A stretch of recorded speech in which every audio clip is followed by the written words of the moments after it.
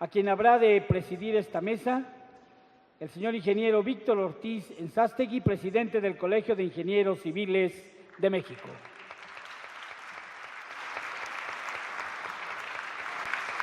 Gracias también a la presencia y participación en la mesa del maestro Andrés Moreno y Fernández, presidente de Lumbreras y Túneles S.A. de CB. Y al señor doctor Felipe Ochoa, presidente fundador de FOA Consulting.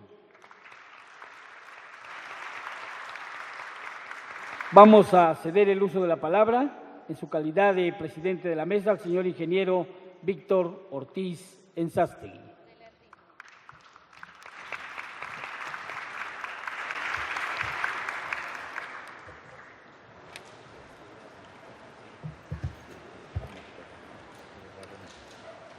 Qué amable. Sí, muy buenas tardes a todos. Sean nuevamente bienvenidos a este Congreso Internacional de UMAI 2015. Es para mí un honor, como presidente del Colegio de Ingenieros Civiles de su 35º Consejo Directivo, presidir esta mesa, en la cual nos acompaña la subsecretaria Yuriria Mascot Pérez, subsecretaria de Transporte de la Secretaría de Comunicaciones y Transportes, que tiene a su cargo la construcción de dos obras muy importantes, que es el metro de Guadalajara, y el metro México y el tren México-Toluca.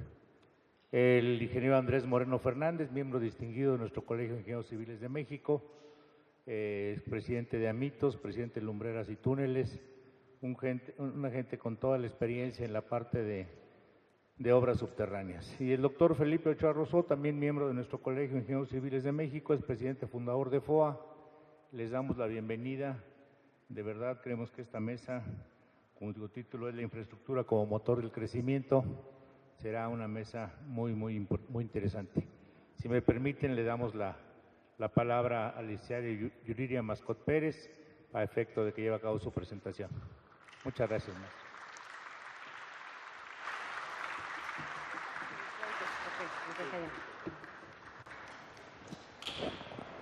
Gracias. ¿Dónde anda el ingeniero Pablo Realpozo? No lo veo por aquí.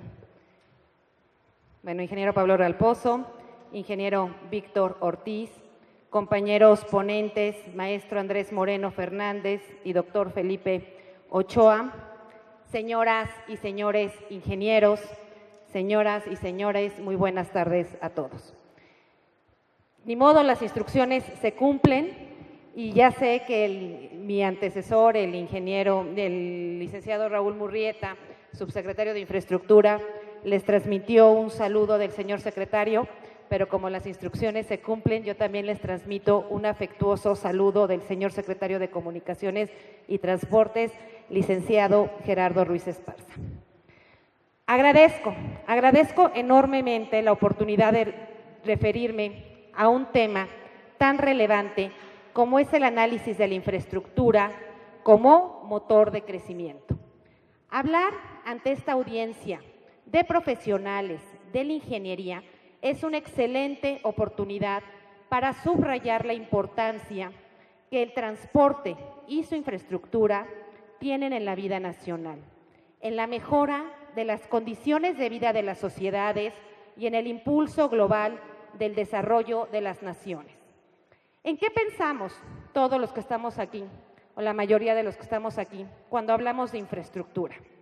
Generalmente nos referimos a edificaciones, a instalaciones, equipamientos básicos para toda la sociedad, es decir, fábricas, escuelas, unidades habitacionales, centros comerciales, hospitales.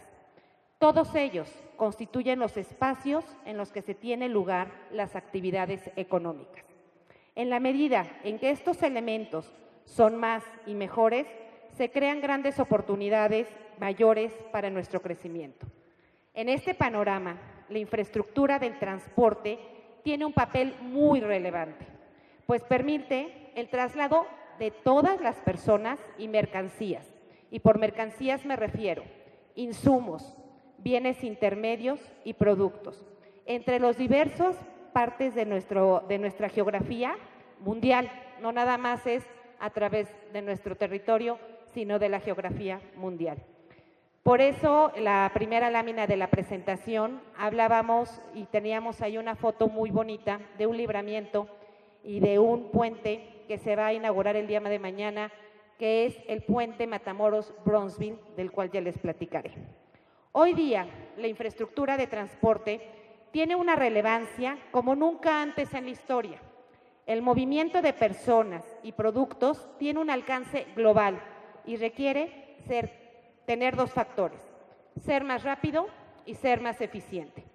Ello plantea la necesidad de una muy buena infraestructura de transporte que va a ser el factor clave para favorecer la competitividad de las empresas y así también de las comunidades. Por esta razón, la administración del presidente de la República, licenciado Enrique Peña Nieto, ha planteado el objetivo de hacer de México una plataforma logística global que capitalice el beneficio de los mexicanos, nuestra privilegiada ubicación geográfica, fomente la competitividad de nuestra industria y aproveche la calidad de nuestros recursos humanos. La intención de fondo es partir de la convicción de que la infraestructura de transporte es, como atinadamente se ha expresado aquí, en este foro, un motor del crecimiento económico y social. Así, por instrucciones del señor secretario de Comunicaciones y Transportes, durante esta administración, como ya se los comentó el subsecretario Murrieta, se incrementará en más del 50% la red de autopistas, se duplicará la capacidad portuaria y se realizará el tren como medio masivo de transporte de pasajeros. También vamos a hacer más eficiente el transporte de carga de ferrocarril, enfocando esfuerzos hacia la intermodalidad y adicionalmente vamos a resolver la saturación del Aeropuerto Internacional de la Ciudad de México, sin duda la obra de mayor reto de la Subsecretaría de Transporte. Los proyectos y programas en proceso tienen como objetivo construir una infraestructura de transportes que con una visión de largo plazo genere menores costos para la actividad económica y contribuya, por supuesto, a mejorar la calidad de vida de cada uno de nosotros, de los ciudadanos. En materia de transporte por ferrocarril, se pretende incrementar la velocidad y la seguridad de los trenes de carga con nuevos libramientos, obras de convivencia urbana y modernización de la infraestructura. Por eso se construyen terminales intermodales, como la inaugurada en Durango hace unos meses y como les comentaba hace un rato, la que se va a inaugurar el día de mañana entre México y Estados Unidos. Este puente ferroviario hacía más de un siglo que no se construía uno igual. Están en proceso 13 proyectos ferroviarios con una inversión público-privada cercana a los 26,000 millones de pesos. Para el autotransporte resultará de gran impacto la construcción de estas 52 nuevas autopistas con una extensión superior a los 3,000 kilómetros. También se construyen y modernizan 80 carreteras. Por otra parte, vale la pena reflexionar en que la movilidad efectiva de pasajeros, que sería imposible sin infraestructura, genera un círculo virtuoso. ¿Y por qué un círculo virtuoso? Porque mejora la calidad de la vida de los que tenemos un transporte eficiente. Por lo tanto, cuando se nos mejora la calidad de vida, incrementamos nuestra productividad. Y al incrementar la productividad, ¿qué se da? Un aumento en la competitividad. Los medios de transporte generan en las ciudades economías de escala que reducen el consumo de combustibles, optimizan el uso de espacios urbanos y, por supuesto, agilizan el tránsito vehicular. Por ello, el Gobierno federal ha planteado una ambiciosa política que privilegia el uso de medios masivos de transporte de pasajeros para atender necesidades urbanas, suburbanas e interurbanas. En este rubro están en desarrollo proyectos con una inversión estimada en 81,400 millones de pesos, entre los que destacan el tren interurbano México-Toluca, que unirá a la capital de la nación de 9 millones de habitantes con la capital del Estado de México, el estado más poblado del país, con casi 17 millones de habitantes. Y los trenes urbanos de las ciudades de Guadalajara y Monterrey, proyectos que se construyen en los dos más importantes centros urbanos después de la capital. Los estados donde se ejecutan estos tres proyectos aportan el 40% del Producto Interno Bruto Nacional, reciben el 30% del turismo anual y son hogar de 1/3 de la población del país. Además, existen diversos proyectos de transporte masivo, confinado, como todos los conocemos, los llamados BRTs, en regiones como Tijuana, en Baja California, y la comarca lagunera, conformada por Torreón, Durango y Lerdo, en los estados de Coahuila y Durango, y otro en Mérida. Del inicio de la concesión del sistema ferroviario, y aquí es muy importante detenernos. Todo mundo, y por lo menos algunas gentes con las que he tenido la oportunidad de platicar, me han comentado, oye, ¿cómo está el transporte de carga en el país? Pues les tengo una buena noticia, y no dicha por la subsecretaria de Transporte, sino dicho por el Foro Internacional del Transporte, que como ustedes saben, pertenece a la OCDE. Desde el inicio de la concesión del sistema ferroviario al día de hoy, prácticamente se ha duplicado la inversión de las concesiones. Con ello se ha contribuido a mejorar la competitividad del ferrocarril, a través de la disminución de los costos logísticos de traslado y el incremento de la operación, es decir, con mayor velocidad. La OECD nos dice que en cuanto a tarifas ferroviarias de carga, son las más bajas de Latinoamérica. Por lo que toca a la red aeroportuaria, que es un tema bellísimo, destacan los proyectos relativos a Los Cabos, Cancún, Acapulco, Guadalajara y Monterrey. Más del 20% de la red aeroportuaria está recibiendo inversiones significativas. No obstante, en este gran esfuerzo para convertir a nuestro país en esta gran plataforma logística global, el proyecto emblemático en este gobierno es la construcción del nuevo Aeropuerto Internacional de la Ciudad de México. El nuevo aeropuerto es un ejemplo claro del impacto que tiene la infraestructura en el crecimiento, porque su construcción tendrá consecuencias eminentemente sociales, atraerá inversiones, generará empleos y mejorará el ambiente en beneficio de la zona oriente del área metropolitana de la ciudad. El proyecto del nuevo aeropuerto rebasa los límites de una decisión aeronáutica para posicionarse como un elemento detonador del crecimiento social, con dimensiones y características sin precedente en la historia reciente de nuestro país. Un proyecto de esta naturaleza es necesario para lograr el fortalecimiento del ambiente de negocios, el impulso del turismo y una mejor conectividad para el país, así como para impulsar el desarrollo regional equilibrado. La nueva terminal aérea será uno de los 3 más grandes aeropuertos del mundo. Va a superar en capacidad a los de Brandenburgo en Alemania y al de Hamad en Qatar. Es diseñado con una visión a 50 años.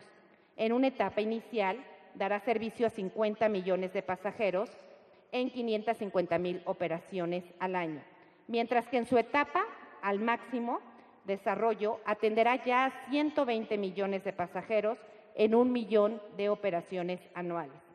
Socialmente, generará durante su construcción alrededor de 160,000 empleos y ya en operación habrá creado 450,000, así como otros 1,000 por cada millón de pasajeros que lleguen, crecerán 1,000 trabajos. Operará al 100% con energía limpia, lo que hará mínima su huella de carbono. Aprovechará energía solar para generar electricidad. Ahorrará 30% del consumo de agua. Tratará el 100% de las aguas residuales y proporcionará el saneamiento de 9 ríos y la creación de una planta de biogás. Además, aprovechará la iluminación natural, trabajará con fotoceldas y tendrá sistemas de calentamiento solar de agua. El proyecto hídrico del nuevo aeropuerto incluye mejoras en la regulación, al contar con 9 cuerpos de agua que incrementarán la superficie destinada a la captación pluvial de 1.700 a 2.700 hectáreas. Y para darnos una idea de lo que estamos hablando, la bahía de Acapulco mide 1.500 hectáreas y va a triplicar la capacidad de almacenamiento, pasando de 13 millones a 38 millones de metros cúbicos. Se van a aprovechar mejor las aguas residuales con nuevos colectores y 24 plantas de tratamiento. El proyecto avanza conforme a lo planeado. El diseño a detalle estará listo en octubre de este año y el constructivo será concluido en marzo del 2016. En materia de ingeniería, con el apoyo de instituciones del mayor prestigio, como la UNAM, avanzan los estudios de topografía y geotecnia, el diseño de sistemas de drenaje, tanto temporal como definitivo, y el modelo de cimentación. Gran reto. Al mismo tiempo, continúan las labores de preparación del sitio, de mitigación y compensación ambiental, de infraestructura hidráulica y de drenaje superficial a utilizar durante la etapa de la construcción. El secretario de Comunicaciones y Transportes anunció recientemente la estrategia para las licitaciones públicas para la construcción. Esta consiste en 21 paquetes de obra que serán licitados en 3 etapas. Las primeras se refieren a las obras preliminares. ¿Qué entendemos por obras preliminares? Nivelación, cimentación, pistas. Después vendrán la infraestructura básica, es decir, la terminal. Y los últimos, ya las obras en puestas de operación. Señoras y señores, no hay mejor foro para hablar de estos temas que este, conformado por ingenieros. Los ingenieros mexicanos diariamente demuestran su capacidad para vencer los grandes retos que plantean las obras de infraestructura. Retos como la construcción de un tren interurbano de pasajeros, el México-Toluca, que correrá a 160 kilómetros por hora, como ningún otro tren en el país, en un trayecto que incluye un túnel de más de 4,5 kilómetros de longitud y 46 kilómetros de viaductos elevados, sostenidos por columnas de hasta 80 metros de altura. Retos como la construcción de múltiples túneles y puentes en las carreteras y autopistas nacionales. ¿Y qué decir de los enriquecedores retos que plantea el nuevo aeropuerto? La definición del nivel óptimo del terreno para minimizar el movimiento de las tierras, la selección de una tecnología de cimentación adecuada a las condiciones del terreno, que asegure un asentamiento uniforme y controlado. Y aquí, si me permiten, me voy a salir un poquito de mi guión, porque hay un tema que a mí me gusta platicar. Algunos de ustedes se los he platicado. Tuve el privilegio de trabajar en el Palacio Postal. Es un edificio maravilloso, una obra de ingeniería y de arquitectura bellísima. Y yo veía enfrentito, a través de la ventana, veía Bellas Artes. Bellas Artes tenía un hundimiento mayor, lógico, por los niveles del terreno. Y el Palacio Postal no. Dije, oye, pues ¿quiénes son los arquitectos? Los arquitectos, los dos, eran Adamo Boari. Le digo, ¿y qué pasó? ¿Por qué el Palacio Postal, que también tiene mármoles, grandes columnas, no trae ese hundimiento? Y me dijeron, bueno, es que aquí estuvo la ingeniería mexicana. Lo construyó como ingeniería el ingeniero Gonzalo Garita, quien también después apoyó al arquitecto Rivas Mercado en el Ángel de la Independencia. Esa es la ingeniería mexicana, que permite que en un subsuelo los hundimientos sean a su nivel. Después de poner un pie en un edificio con un diseño arquitectónico tan vanguardista como es el proyectado para el nuevo aeropuerto, trazar y construir las pistas con las herramientas y la tecnología más avanzada y tantos otros sistemas que hay que sumar, como la instalación de subestaciones eléctricas y de redes subterráneas de drenaje, agua y conducción de energía, está demostrado en otras obras que en la tarea de hacer de la infraestructura un motor del crecimiento, nuestros ingenieros, ustedes, juegan un papel determinado. Gracias, ingenieros. Ustedes han sido y seguirán siendo aliados institucionales en la realización de los grandes proyectos de infraestructura. Una infraestructura que es un motor del crecimiento de la economía y también de la mejora en la calidad de vida de los mexicanos. Muchas gracias.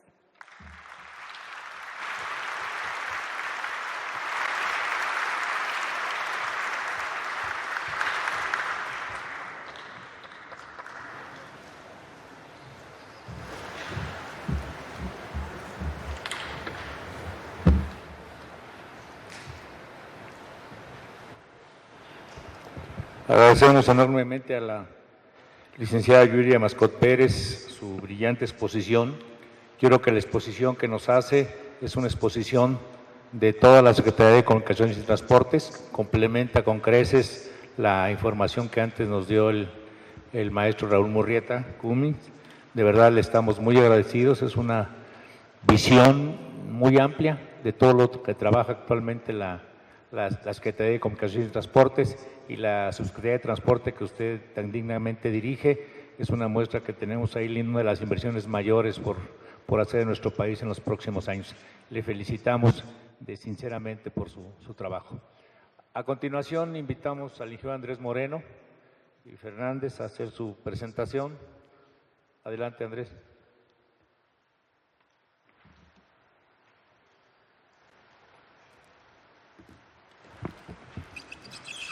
Muy buenas tardes a todos ustedes. Señor presidente de la mesa de análisis número 4, la infraestructura como motor de crecimiento, ingeniero Víctor Ortiz Enzástegui, licenciada Yuriria Mascot Pérez, subsecretaria de Transporte, y doctor Felipe Ochoa Rosso. Agradezco a Lumaya la invitación a participar en esta interesante mesa de análisis. Me voy a referir al tema planeación, infraestructura y crecimiento. Veamos el panorama general de México en el 2015.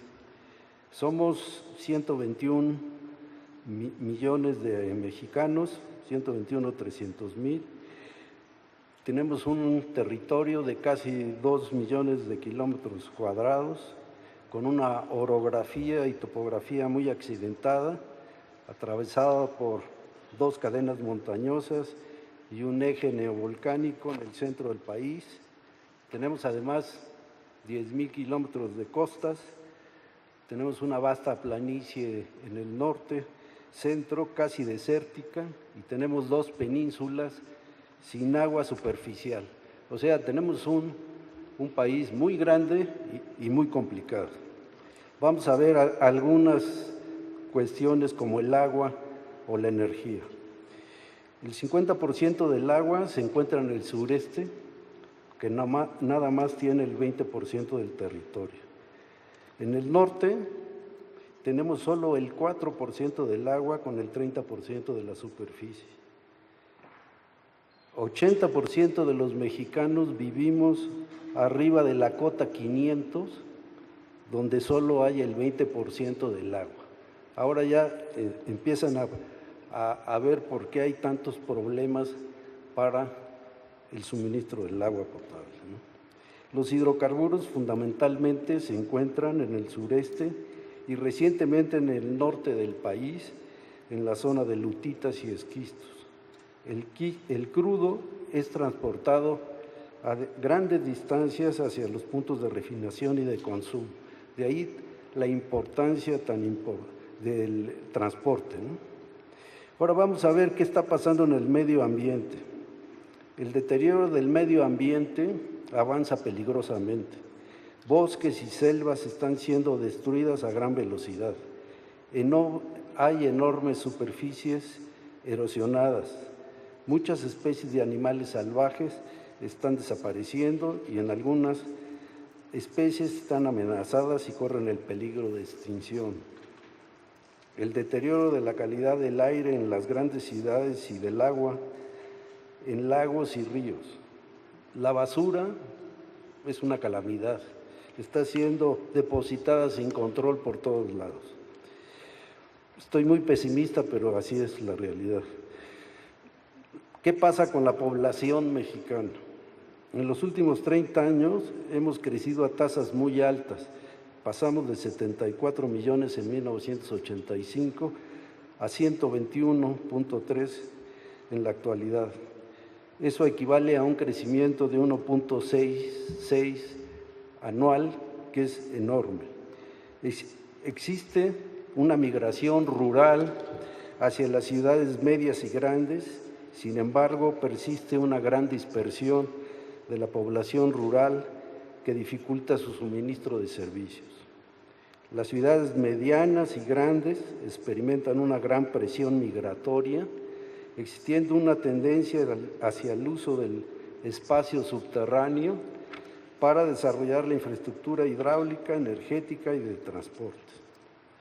Veamos qué pasa en el mundo, en esta gráfica muy interesante, donde se ve que a partir del año de 1940 a 1930 hubo un cambio de tendencia y empezó la población mundial a crecer y por los años 60 ha tenido un gran incremento de la población.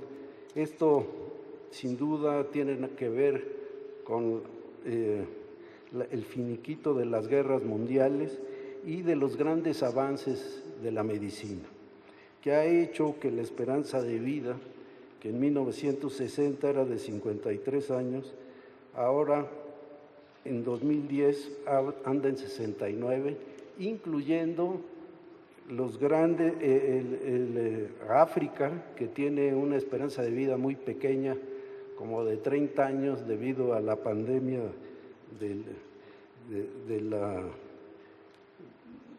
¿cómo se llama la enfermedad? No, pero la anterior, la del SIDA, ¿no? Es una pandemia que se origina y está en África. También hay una gran inequidad en todo el mundo. El 5% de la población gasta el 23% de la energía. 13% no tienen agua potable y 38% no tienen drenaje sanitario. Otro número interesante es las megaciudades. En 1975 había 3, en 2011 hay 21 y se espera para el 2045 el 70% de la población viva en ciudades. Esto va a hacer una gran presión para construir ciudades y medios de transporte entre las ciudades. A partir del 2008, por primera vez, vive más gente en ciudades que en el campo. Y el 22 de junio del 2013 llegamos a la fantástica cifra de 7.100.000 habitantes. 7.100 millones de habitantes. Vamos a ver qué le pasa a nuestra infraestructura física nacional. En general se encuentra rebasada. La demanda es mayor que la oferta. Una gran parte de la infraestructura tiene rezagos importantes de conservación y mantenimiento. Otra parte se encuentra en situación crítica debido a que trabaja en condiciones no previstas en su diseño. Algunos ejemplos. Los sistemas hidráulicos de muchas ciudades son altamente ineficientes debido a su crecimiento explosivo, sin control y sin planeación. Existen centenares de presas y bordos en condiciones precarias. Algunas carreteras tienen pavimentos fatigados y muchos puentes tienen problemas estructurales. Existen ductos petroleros que tienen problemas graves de invasión poblacional, es decir, que se han formado poblaciones arriba de los ductos, corrosión y obsolescencia. Esto no es nada más de México. Ahí les van unos ejemplos de lo que pasa en Estados Unidos. Por ejemplo, las presas. La edad promedio de las 84,000 presas que tienen es de 52 años. 14,000 representan alto riesgo. Agua potable. La mayor parte de la infraestructura está cerca al final de su vida útil. Los residuos peligrosos, se ha logrado limpiar sobre todo en la etapa de gran contaminación de los inicios del siglo pasado, pero todavía existe un déficit anual. Los diques, que son las presas pequeñas agrícolas, existen cerca de 100,000 diques cuya confiabilidad se desconoce. Puentes, 1 de cada 9 es estructuralmente eficiente. La energía, por ejemplo, las redes eléctricas y los oleoductos se están volviendo obsoletas. Veamos el futuro de la infraestructura nacional. México requiere de una infraestructura física renovada, vigorosa y eficiente que asegure niveles adecuados de salud y bienestar, que propicie y aumente el comercio y las actividades humanas y por ende la competitividad. Hay que resolver urgentemente 2 problemas. 1, conservar y mantener la infraestructura existente y 2, construir la infraestructura necesaria para eliminar los rezagos y atender la demanda futura de la sociedad. ¿Qué retos tiene la ingeniería mexicana en el contexto actual? La renovación de la infraestructura debe de hacerse en forma inteligente, detectando los cuellos de botella, utilizar en forma óptima los escasos recursos y elevar la confiabilidad de los sistemas. Se requiere hacer un inventario con métodos modernos que permitan evaluar el nivel de deterioro de los sistemas nacionales de infraestructura. No se conoce con precisión cuál es la infraestructura que existe. Hay grandes sorpresas, por ejemplo, que cuando estuve trabajando en Pemex, de que había una cantidad de ductos que todo el mundo desconocía, se les habían olvidado, ¿no? Entonces, pero eso es un gran valor que tiene toda la infraestructura y necesitamos saber cómo la podemos recuperar. La renovación debe apoyarse en diseños que contemplen la utilización de nuevos materiales y tecnologías mediante procedimientos eficientes y confiables. El mejoramiento de la tecnología es fundamental. También pienso que es necesario hacer una planeación estratégica. Ya sabemos que corresponde al Estado la planeación, conducción, coordinación y orientación de la actividad económica nacional, consignado en el artículo 26 de la Constitución Política de los Estados Unidos Mexicanos.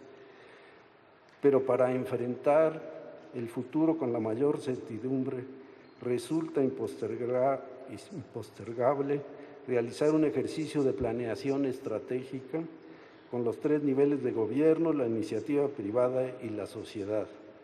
De todo lo anterior, parece indispensable e impostergable establecer un sistema nacional de planeación de la infraestructura.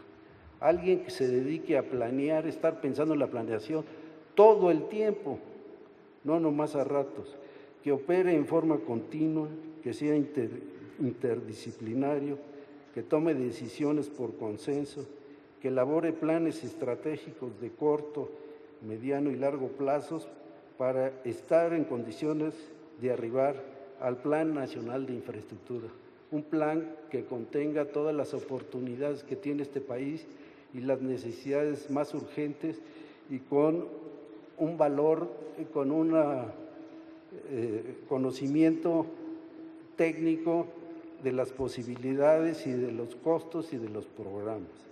Dar al desarrollo de la infraestructura algunas acciones estratégicas que propongo es dar al desarrollo de la infraestructura la calidad de prioridad nacional en el Plan Nacional de Desarrollo, la creación de la entidad federal de planeación con participación público-privada y estructurar un marco legal que dé certidumbre a la inversión privada.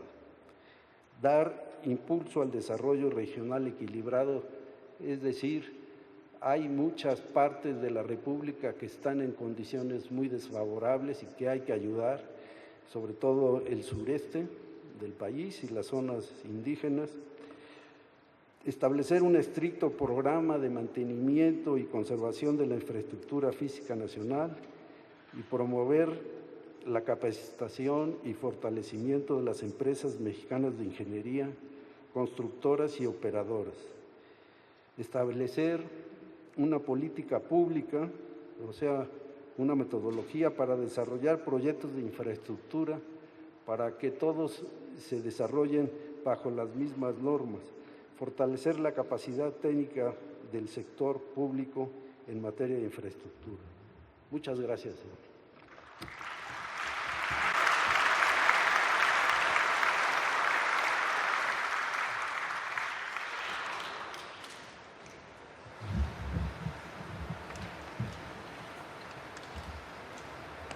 Agradecemos al ingeniero Andrés Moreno su presentación. Es obvio que la solicitud que realiza y plantea en este Congreso es para toda la infraestructura del país. Hemos escuchado la parte de ST, creemos que va en ese camino, pero la infraestructura de nuestro país, agua, electricidad, petróleo, en general la parte urbana también, requiere de esa planeación que como Colegio de Ingenieros Civiles de México a nivel nacional hemos solicitado. A continuación, el doctor Felipe Ochoa Rosó, presidente fundador de FOA Consulting, nos hará favor de presentar su disertación. Gracias.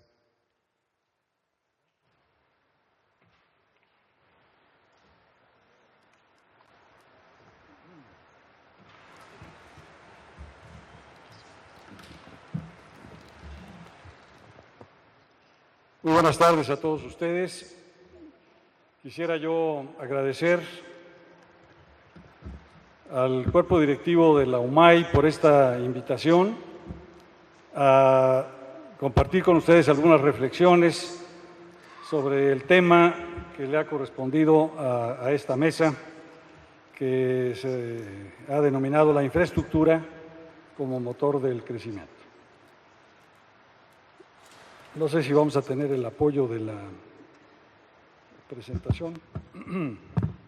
Bien, vamos a iniciar y vamos a centrar primeramente el tema hablando del objetivo central de nuestro país, que todos estamos conscientes y de acuerdo en que requerimos un mayor crecimiento económico, sostenido y distribuido, con el objeto de mejorar el nivel de vida de la población para contribuir a abatir la pobreza y para disminuir los desequilibrios regionales.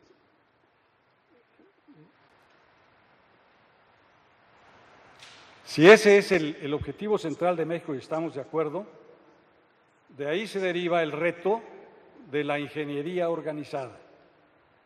Si somos responsables del tema de la infraestructura, entonces nuestro reto es cómo vamos a contribuir como ingenieros en materia de infraestructura, precisamente a lograr o a coadyuvar hacia el logro de ese objetivo central de nuestro país. Para ello tendremos que aclarar, ¿no?, cuál es el sentido del impacto o de los objetivos que tiene la construcción de infraestructura en los países. Y el desarrollo de la infraestructura de los países es doble. Por un lado, se contribuye a la competitividad de la actividad productiva. La infraestructura moderna eficientiza la función productiva, que es la principal como objetivo del país.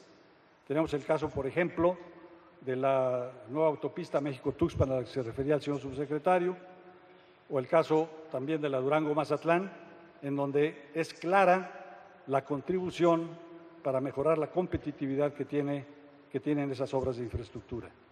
Pero adicionalmente, el segundo objetivo es constituir un instrumento de desarrollo económico. La infraestructura nueva genera una demanda inducida de actividad económica y esa es también una labor importantísima de la infraestructura. De hecho, una nueva planta generadora de energía está contribuyendo al desarrollo económico y otro ejemplo al que se refería la señora subsecretaria es el caso del nuevo aeropuerto de la Ciudad de México. En ello se fundamenta la importancia para los países de la infraestructura. La infraestructura, entonces, es un motor de crecimiento y es al que nos vamos a referir en el resto de la presentación, atendiendo a esa infraestructura como instrumento de desarrollo, es precisamente la meta que se busca en esta mesa de análisis de este tema. Esto se ha logrado en muchos países, y me voy a referir concretamente al caso de la República Popular China. La estrategia de China ha sido el desarrollo de infraestructura para impulsar su crecimiento. Cuentan con 500 parques industriales que generan el 40% del PIB industrial, 500 zonas de desarrollo económico y tecnológico, más de 50 parques que tienen tamaños de hasta 100,000 hectáreas, han estado clasificados como clase mundial, AA, AAA y A también.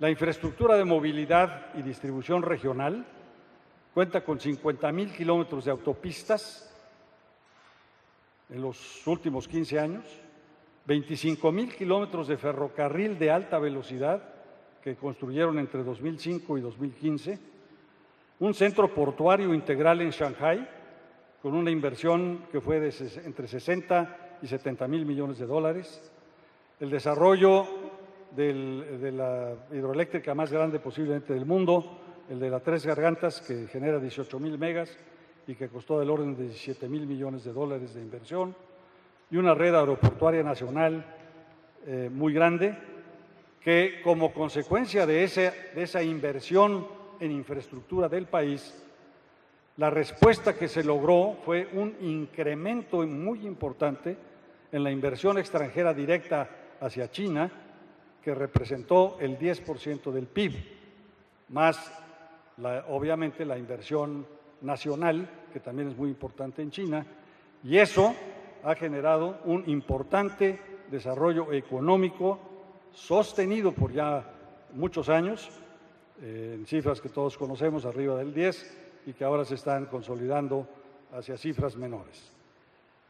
Esa estrategia de impulso a la infraestructura estuvo complementada por otra también muy importante, que es la decisión gubernamental del Politburó de la República Popular China de impulsar la cadena de la infraestructura de China y de impulsar a su mercado interno. ¿Cómo lo hicieron? ¿Cómo sí?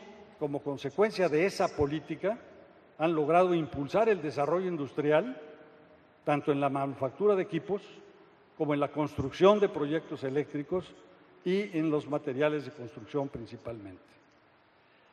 Ese ejemplo nos devuelve a nuestra preocupación fundamental, que es cuál debiera o cuál es, con la percepción que todos tenemos, la materia pendiente en materia de infraestructura. La trascendencia de la infraestructura amerita una orientación y una guía para el largo plazo. Ya lo mencionaba el ingeniero Andrés Moreno. La ingeniería mexicana organizada se ha esforzado en hacer importantes aportaciones en materia de planeación sectorial y planeación regional de la infraestructura del país. En forma colegiada, ha elaborado programas de mediano plazo de infraestructura nacional y ha entregado sus propuestas al gobierno federal. Lo hizo a través del Colegio de Ingenieros Civiles de México para el periodo 2006 a 2012. Lo volvió a hacer para el actual sexenio 2012 a 2018 y seguramente, creo yo, lo continuará haciendo como parte de una tradición con la iniciativa para 2018-2024. Como resultado de las propuestas que la ingeniería organizada ha elaborado como contribución a los gobiernos federales, estos gobiernos han formulado sus respectivos programas oficiales, como lo es el actual Programa Nacional de Infraestructura, 2013-2018, los cuales se derivan, obviamente, del Plan Nacional de Desarrollo del sexenio correspondiente. Todo esto son pasos muy importantes, pero tenemos una materia pendiente. Hace falta ahora un paso más. Hay que realizar un ejercicio de gran visión de la infraestructura que ahora se refleje hacia el largo plazo y no nada más en el mediano plazo de un periodo sexenal. Se requiere un programa nacional de infraestructura a 2050. Si ese planteamiento, que creo todos estamos de acuerdo en que se debe de realizar, ¿cómo debería de realizarse? Esa planeación de largo plazo de la infraestructura tendría que haber un consenso, que habrá que estudiarlo, precisamente estamos dando los lineamientos, en donde puede haber una serie de objetivos que hay que considerar que nos permitirían la construcción de escenarios de cuáles podrían ser las consecuencias de irse por un u otro escenario en la planeación de largo plazo. Uno de ellos sería el objetivo de eliminar los rezagos a los que se hacía referencia en la presentación anterior, rezagos en el mantenimiento y necesidades de infraestructura que se han diferido precisamente por la falta de recursos que se han tenido en el pasado. Esa descripción de ese escenario implicaría establecer el financiamiento de alguna forma que utilice el ahorro interno del país, que es una cifra altísima en este momento, y que podría utilizarse también en forma de garantías para el desarrollo de la infraestructura, para pagarlo en lapsos de 20 y 30 años con el objeto de acelerar todo ese mantenimiento diferido y esas necesidades también rezagadas que se requerirían. Desde luego, un escenario de esta naturaleza para un Plan Nacional de Desarrollo requeriría la implementación prácticamente de una fábrica para realizar los proyectos correspondientes, que ese ha sido siempre uno de los cuellos de botella muy importantes. Otra opción sería buscar en la planeación a largo plazo un crecimiento gradual para alcanzar la inversión tendencial de los países, que es aproximadamente en infraestructura el 4% del PIB, cuando aceptamos los estándares internacionales en los cuales el tema de la energía, fundamentalmente petróleo y gas, que no se incorporan, sino que es porque son inversiones privadas. Aquí estamos hablando de infraestructura gubernamental. El 4% es la cifra.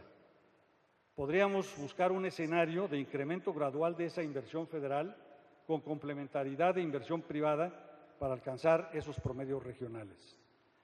Otro escenario que habría que estudiar también sería una inversión tendencial hacia el 4% del PIB, pero dándole una prioridad en esa inversión a la región sur-sureste y a los proyectos verdes que el país necesita, con una inversión gradual que permita alcanzar estándares con prioridad hacia esta región, con proyectos que contribuyan a la conservación del capital natural que tan deteriorado lo tenemos, como señalaba hace un instante Andrés. Una cuarta opción de objetivos podría ser un desarrollo agresivo e incluyente de los objetivos anteriores y de ciertos objetivos geopolíticos que es necesario considerar en el futuro. Habría que describir este escenario como una inversión en infraestructura, pero orientada a la competitividad de nuestro país como parte de una región mucho más amplia, que es la región de América del Norte. Estos serían algunos señalamientos para ese esfuerzo conjunto que creo yo la ingeniería organizada debiera de iniciar de la planeación a largo plazo de la infraestructura. ¿Y cuáles serían los motores económicos que precisamente la infraestructura va a complementar? Bueno, aquí estamos señalando algunos simplemente. Tenemos por lo pronto un motor económico que está derivado del mandato del Plan Nacional de Desarrollo, que es el planteamiento de lograr una plataforma logística global Otro elemento muy importante en este efecto de planeación, que va a ser un motor, el que hacía referencia el subsecretario Murrieta hace un momento, que era la apertura del sector energético como otro motor de crecimiento. El concepto de una región de América del Norte, digo yo también incluyendo al Golfo de México, es otro de los elementos como motor. El acuerdo del TPP, si se concluye, sería otro elemento como un motor, y la apertura de Cuba y el Caribe creo que es otro aspecto que debemos incorporar como los potenciales motores para el crecimiento a largo plazo de la infraestructura del país y, por lo tanto, del crecimiento económico sostenido y distribuido regionalmente. Otras componentes serían las zonas especiales de desarrollo que el presidente de la República ha anunciado para el Istmo de Tehuantepec y que estudia también la propia Secretaría de Comunicaciones y Transportes, y además de la Secretaría de Economía. Otro elemento que es un motor que hay que tomar en cuenta es el desarrollo industrial del sector automotriz, aeroespacial, que ha crecido fundamentalmente tanto en el norte del país como en la región del Bajío. El desarrollo de la zona oriente del Valle de México, al que se refería la subsecretaria de Comunicaciones, la subsecretaria de Transporte hace unos momentos, y también el desarrollo resiliente y sustentable de la región del Grijalva-Usumacinta. Si esos elementos hay que considerarlos, tenemos que ligarlos con el tema de la infraestructura. Y aquí hacemos una sugerencia de cómo podrían ser ellos. Si estamos hablando del desarrollo ligado al comercio exterior que especifica el mandato del Plan Nacional de Desarrollo, su plataforma en infraestructura, claro está, tendría que ser una plataforma logística global que veremos dentro de un momento. Si estamos hablando de que el desarrollo puede estar dado como una potencia energética global de la región de América del Norte, habría que estudiar la infraestructura regional para toda la región. Si estamos hablando de la modernización del sector energético, este va a requerir una infraestructura muy importante en el Golfo de México, en su liga con el Istmo de Tehuantepec, para vincularlo con el Pacífico. Si estamos hablando de un desarrollo comercial en el circuito del Golfo, requerimos una infraestructura de puertos y transporte marítimo en el propio Golfo de México. Si estamos hablando de desarrollo por integración transpacífica con el acuerdo del TPP, vamos a necesitar reforzar la infraestructura en el Pacífico. Si estamos hablando del desarrollo de la zona oriente del Valle de México tan necesaria, la infraestructura que es necesario construir es el nuevo aeropuerto de la Ciudad de México. Si estamos hablando del desarrollo de la industria automotriz aeroespacial, habrá que fundamentar y refortalecer el corredor, no solo de transporte, sino industrial también, multimodal en el Bajío. Si estamos hablando de un desarrollo de zonas especiales de la región ísmica, el corredor transísmico tendrá que desarrollarse como elemento de infraestructura. Y si estamos hablando de un desarrollo resiliente y sustentable de la región binacional del Grijalva-Usumacinta, requerimos infraestructura de prevención de desastres naturales, requerimos infraestructura forestal industrial y requerimos generación al filo del agua. Estamos hablando de que debe de ser resiliente y sustentable. Si nos referimos a algunas de ellas, para concretar, en la infraestructura de plataformas logísticas, tendremos que incorporar terminales portuarias de transferencia intermodal, multimodal, terminales especializadas de carga a granel y fluidos, terminales de carga automotriz contenerizada, centros de almacenaje para distribución unimodal, puertos interiores, recintos fiscalizados, ferropuertos y aeropuertos. Para ejemplificar el motor de crecimiento como región de América del Norte, los hechos hay necesidad de considerarlos. Los 3 países que forman esta región de América del Norte están contribuyendo de una manera importante. México está contribuyendo con una reforma energética fundamental al que ya se ha hecho referencia. Los Estados Unidos, a su vez, están proporcionando su petróleo no convencional y Canadá sus arenas bituminosas. Si consideramos estas tres componentes, la región de América del Norte se constituye, de hecho, en una superpotencia energética global que antes no existía. Y la oportunidad es una integración de mercados comerciales y una mayor competitividad de la región si nosotros en México tomamos una iniciativa de cómo irla desarrollando y con qué infraestructura que nos convenga a nosotros antes de que nos las impongan. Implicaciones, hay necesidad de desarrollar esa infraestructura, pero con la visión regional para facilitar el comercio y para lograr una mayor integración de la región. Esa infraestructura, pasamos a la siguiente, a lo mejor tiene que plantearse con alguna idea de este tipo como ilustración, en donde adicionalmente a lo que se llamó el corredor del TLC, estemos incorporando un circuito a lo largo del Golfo de México, en donde creo yo que debiera de incorporarse la participación también de Cuba en el mismo.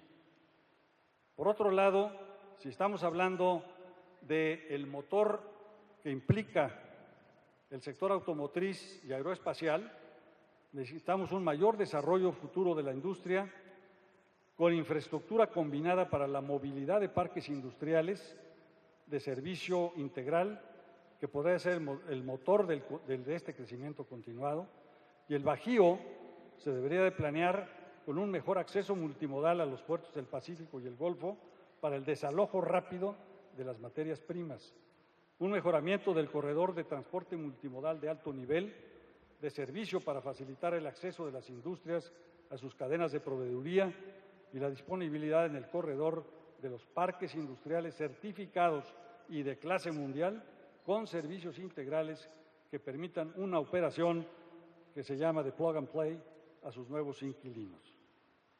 Si hablamos del desarrollo de la cuenca del Grijalva-Usumacinta, el objetivo es un desarrollo regional de una zona rezagada del resto del país que en su momento nos puede generar un problema de seguridad nacional y que requiere una visión binacional de desarrollo resiliente y sustentable, con infraestructura de prevención de desastres naturales, con una infraestructura para aprovechamiento forestal sustentable, con infraestructura hidroeléctrica al filo del agua y con infraestructura urbana sustentable. Asimismo, si queremos hablar de la infraestructura para el desarrollo de la zona oriente del Valle de México para darle ese balance contra lo que se ha desarrollado en la zona poniente, requerimos una inversión en infraestructura para generar ese motor de crecimiento, y esa inversión federal de unos 13,000 millones de dólares en el hub aeroportuario del nuevo aeropuerto permitirá a la Ciudad de México convertirse en una ciudad global alfa, como Tokio, Shanghai, Chicago, Dubái, Sydney o Beijing, en donde el tema de las ciudades globales son aquellas que son los motores de crecimiento para sus países, las puertas de acceso a los recursos de sus regiones, son las más grandes e interconectadas del mundo, ayudan a establecer los programas mundiales y sirven como centros de integración global. Si nosotros no construimos la infraestructura del nuevo aeropuerto de la Ciudad de México, lo que vamos a tener es una megaciudad, y lo que estamos buscando es una ciudad global con estas características, con esa inversión. Esta inversión será el imán que induzca para los desarrollos productivos y empleo en un área que no son las 4,000 hectáreas o 4,400 hectáreas del nuevo aeropuerto, sino 6,000 hectáreas adicionales que corresponden a la propiedad del gobierno federal, en donde uno de los temas que es muy importante es el aeropuerto actual, que tendrá que tener un uso muy importante, pero no es solo el aeropuerto actual. Pasamos a la que sigue, si son tan amables.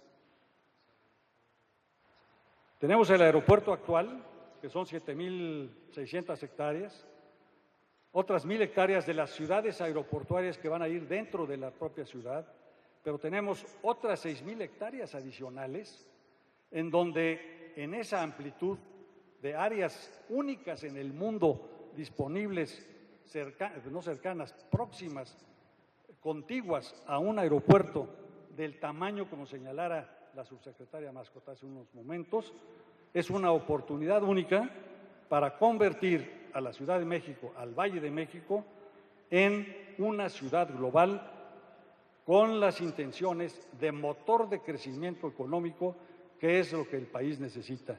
Y para que eso se pueda hacer de una manera ordenada y todas las opiniones de todos los que han estado participando en los medios que están sugiriendo utilización de esas áreas puedan incorporarse, porque en 6.000 hectáreas no es cuestión de escoger, sino que todo puede incorporarse, pero puede incorporarse si lo planeamos organizadamente, y por eso es importantísima la realización de un plan maestro integral, no de ciertas partes, sino de la totalidad de la zona federal del nuevo aeropuerto de la Ciudad de México. ¿Cuáles serían los siguientes pasos para concluir?